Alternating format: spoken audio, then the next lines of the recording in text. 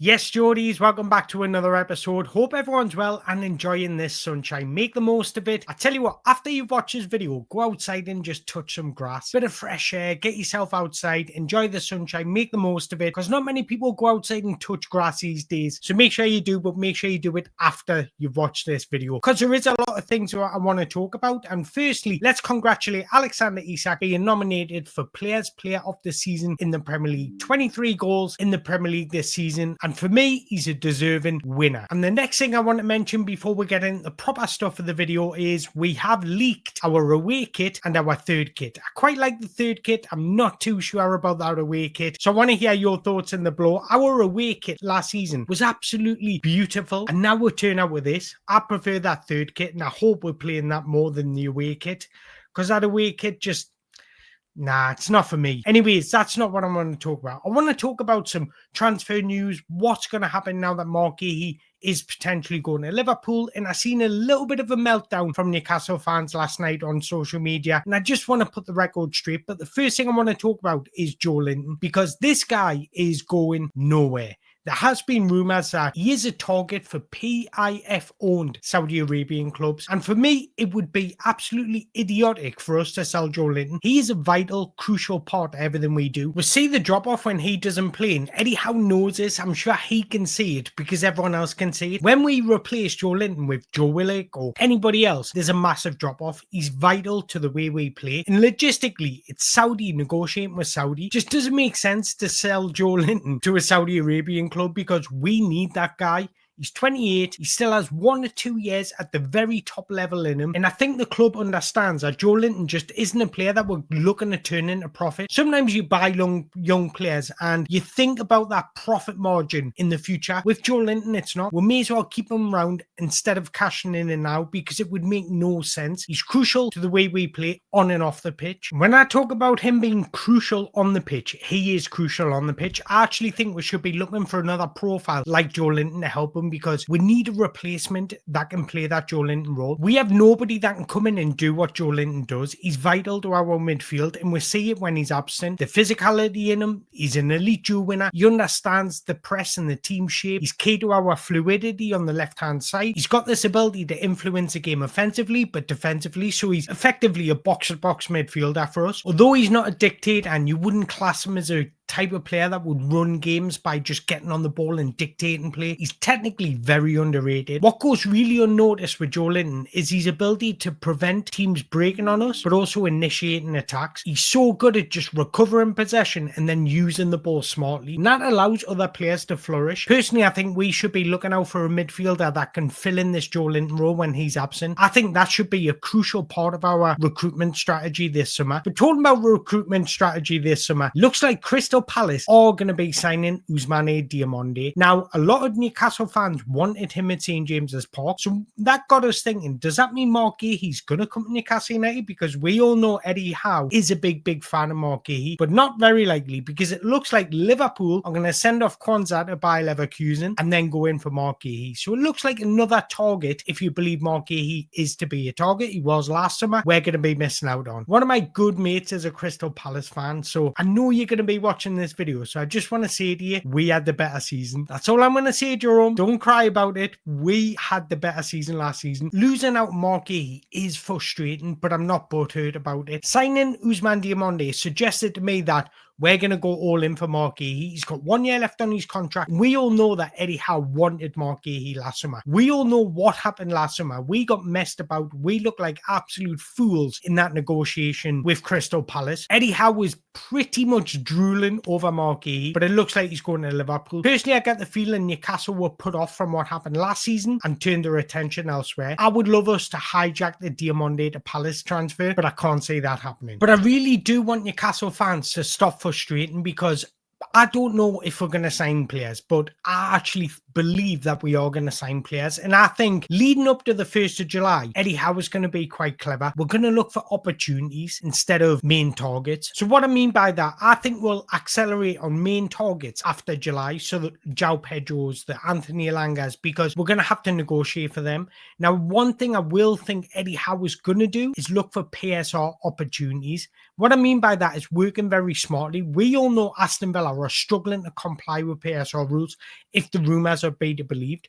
So I think Eddie Howe is waiting on others panicking, maybe lowering their cost of players. For example, Jacob Ramsey is somebody that has been rumoured to come to Newcastle United. Personally, I'm not sold on Jacob Ramsey. If I was to approach Aston Villa, I would be looking at somebody like Endry Konza, who could fill in a right centre-back, or somebody like Boubacar Kamara, who can play multiple midfield roles, would actually help us depth in midfield. So if I would be looking close at the PSR deadline, seeing if there's any opportunities out there where we can snatch a player for a cut price, I think that's what Eddie Howe's trying to do. So we might actually, not guaranteed, sign somebody before the 1st of July, but that is opportunity preventing, because if the opportunity's there, I think Newcastle United will sign somebody. But if the opportunity isn't there and the price isn't right for what we want, then we won't sign anybody until July. I'm not saying we're going to make multiple signings, but I do think we'll be looking out for the opportunity just to make a bid for somebody, to see if Aston Villa or any other club would be willing to lower their prices on players, because it looks like Aston Villa are trying to sell Emi Martinez.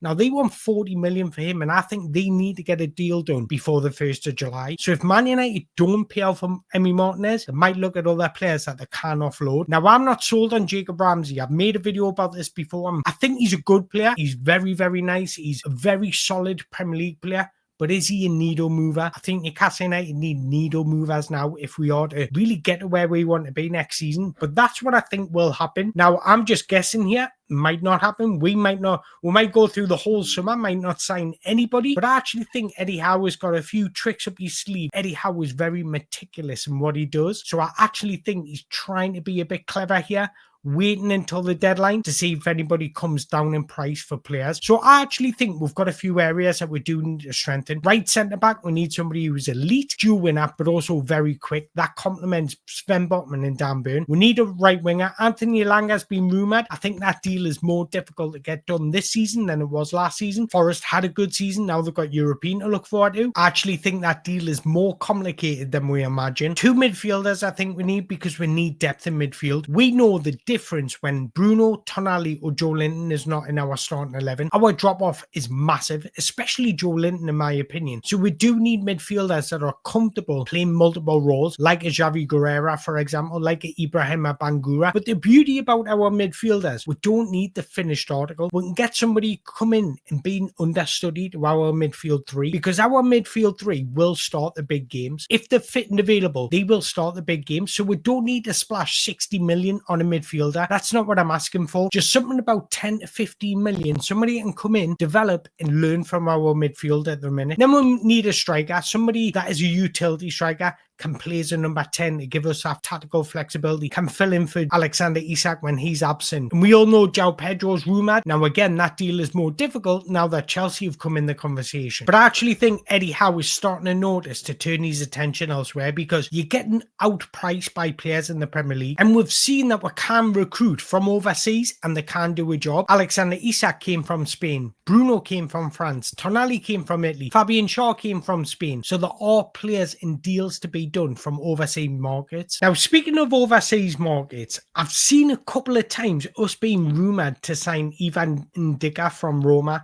Now, I don't believe this to be true, because yes, he's good value for money, but we don't need to strengthen in that position, because I've watched a lot of Ivan Dicka. My dad's from Napoli, so I watch a lot of Serie A football because I follow Napoli as well. And he's a wonderful talent, and he's probably been Roma's best defender this season, definitely their most consistent defender this season. He's a proactive defender, he's aggressive, likes to step into midfield and press opponents. That's exactly what we need and want from defenders. He's comfortable with the ball at his feet, and that's shown with his good vision and his passing ability. But do I believe this rumour, and do I think we'll really accelerate to sign him? I don't think so. And why it's putting us off is because he's left-footed. He's extremely left-footed. That is not an area we need to strengthen. He's never played on the right-hand side. He excels as a left centre-back in a back 3 for Roma, and he's really shone there. So I think if we sign him as a right centre-back, it just wouldn't work. Not because he's a bad defender, but that's just not his natural position. If we were looking for a left-footed centre-back that could replace Sven Botman or Dan Burn, I'd be like, yeah, he's good. Do you know who he reminds me of a little bit, but left-footed? Konate of Liverpool. He's got that sort of ability, a little bit more composed in possession as well. So he's a wonderful talent, but I just don't think he suits or complements the profile that we need to build this summer. So that got me thinking, who else have we been rumoured about and who else could we go for? Well, these are the players that we've been linked with. Ribeiro of Lille, Paul Van Heckel of Brighton, which I personally don't think will happen just because he's going to be expensive. Brighton are renowned for selling players at a high price, and I just don't think we're going to spend the money for him. Malik Thiaw of Milan. Milan desperate for money, so that could be a possibility. Nathan Collins at Brentford. Again, I think Brentford are going to ask for a lot of money. Jan Bisak at Inter Milan. I can't see that one happening. Javi Rodriguez has had a wonderful season at Celta Vigo.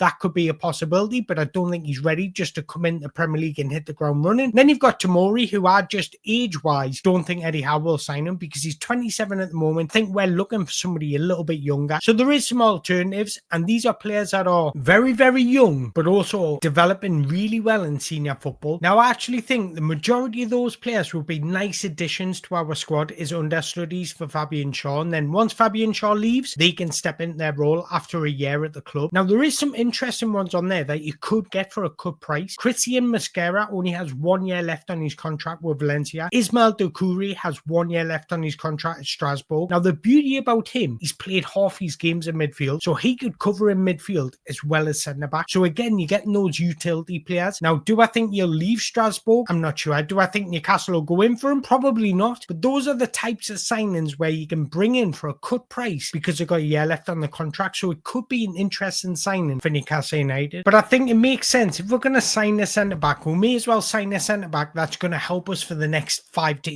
years. Now, I want to hear your thoughts because I've thought about doing alternatives to Marc Guéhi, doing a video on that. I want to hear your thoughts. Is there anybody out there that you would like me to do a scout report on? Let me know in the comments below. But if you've enjoyed this video, make sure you hit that like button, hit that subscribe button. And I want to say, guys, don't panic. Deals will get done. Let's have a little bit of patience. Let's have a little bit of realism to what we're trying to do. We've just lost a sporting director, so things are going to be up in the air anyways. Eddie Howe is taking over a role that probably he's never done before. So these things need to be taken into consideration as well as the PSR rules. Now look what we're competing with. Chelsea are selling their own assets to themselves, pretty much money laundering in terms of trying to have more money to compete and play with PSR and bring in transfers. That's not something we've done. It's something that we should be doing because if you can't beat them, join them, right? We're in a very, very interesting time at Newcastle United because we're looking to take that next step.